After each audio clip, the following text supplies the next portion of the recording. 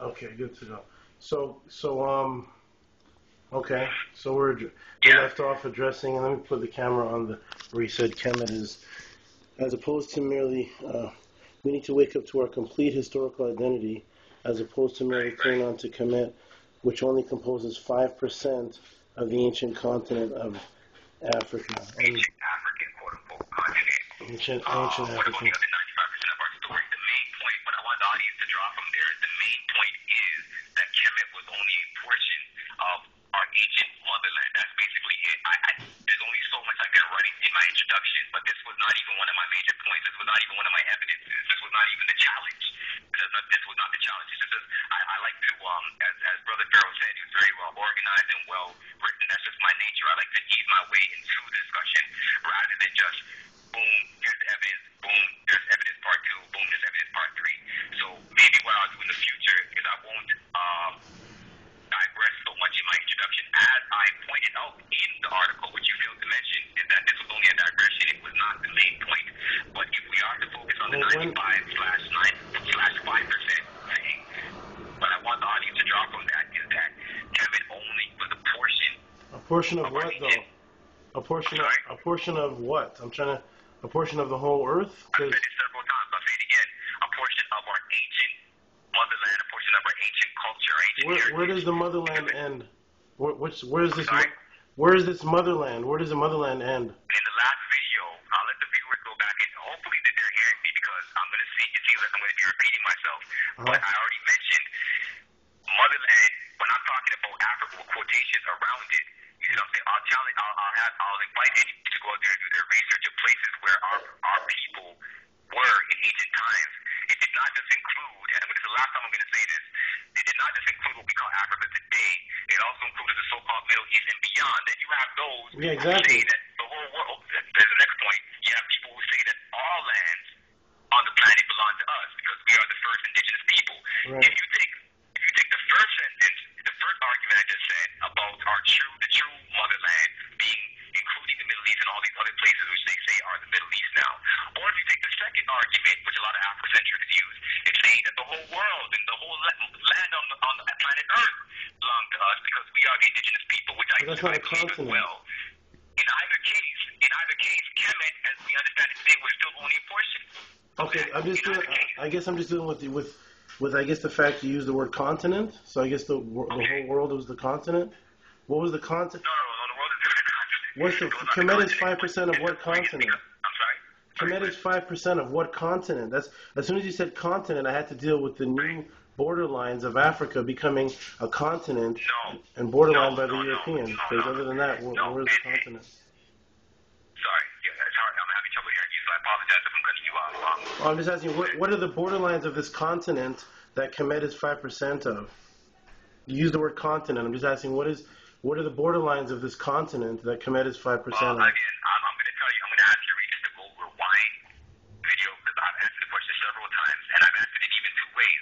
I said whether we deal with borders or without borders, whether we deal with what is Africa today, including the Middle East, including all these lands that they say don't belong in Africa in the Middle East, or if you want to say that we have no borderlines and talk about the whole world being our land as indigenous people, in either case, Kemet was only a portion of that.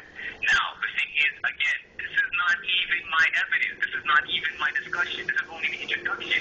But it seems like you're taking whatever slight anomaly that you think, whatever weakness, whatever weak hole or weak spot that you know you can expand upon, and you're making that this kind of discussion the challenge. But it's not the case. So I even told, well, I won't go there, but I told someone that if you are to completely tear up the shreds, completely make an idiot out of me with the introduction does not touch my evidence. It has nothing to do with my main discussion. Do you know the introduction? Do you know the introduction also has the obstacle of your position? Is that also part of the introduction? Where it says the obstacle of my position? Yes, because it's not until I made it quite colorful. You can throw it on to page 3 and show the audience where I put in big, bright blue letters the section where I called it the evidence. Okay, so what's happening is you did send me a very well put together document. your document has, I guess, what's called a foreword. I guess in a book we have like a foreword where it kind of prepares a preface or is preparing people for the topic. But in the foreword, in the introduction, and in the beginning of it, you're making statements that's setting up your argument also. It's not just an argument.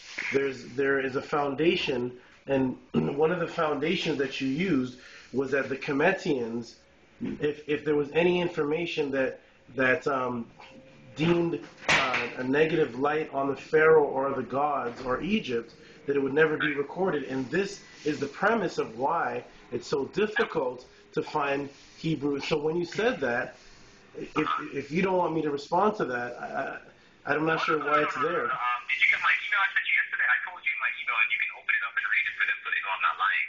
I said I responded to your last email, and I told you that just as I digressed, which I pointed out in the essay that this was all a digression, it was not the actual evidence, but just as I digressed, it's only right for you to like if you feel to address the digression, that's fine.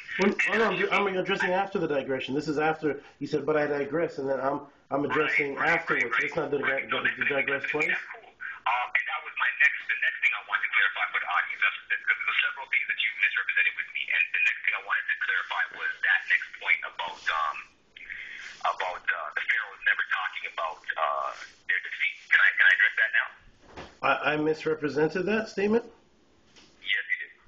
Okay, let me get it on the actual statement here. I believe this is okay. Let me get the camera I'm going to put on here. This is a quote from Wheeler, 2002. So I have it on the quote here. It says, that deemed Pharaoh or Egypt would never be recorded. Okay, so I have that on video now. So go ahead and address how it would never be recorded again. Okay, no, I'm going to address that entire brother. Now, just before you recorded the never from Wheeler, go right before that to what I said. To read my words. Is that, and just for all the people who are watching this, just so you know, I'm not being semantical or I'm trying to be facetious, and people may get annoyed with this, but I pay very close attention to the specifics, and I was hoping that Brother Pharaoh would have done the same thing as well. In the first video, he addresses this point at the 6-minute point, and he quoted me as saying, quote, "It is not typical." I didn't say never. I personally, Ayodele Yisrael, said with my own words, and you can show them right now, and that's just before the Wheeler quotation, I said it was not typical for Cometian pharaohs to record defeat. Now, at 6:19, you then told the audience that I said never. I didn't personally say never. Now, you can say, well, the quotation you had said this and that. The quotation had information in there that I wanted you to read, but I do not take charge for those words that writer said. I don't take charge for him using the word never. Not everything, if you notice. It's at 9 minutes. I hope you address. Let me just finish, and now let me respond. When you go through the entire essay that I sent you, you will notice that, and you can tell your audience right now. Tell them if I'm lying about this, Pharaoh. Be honest.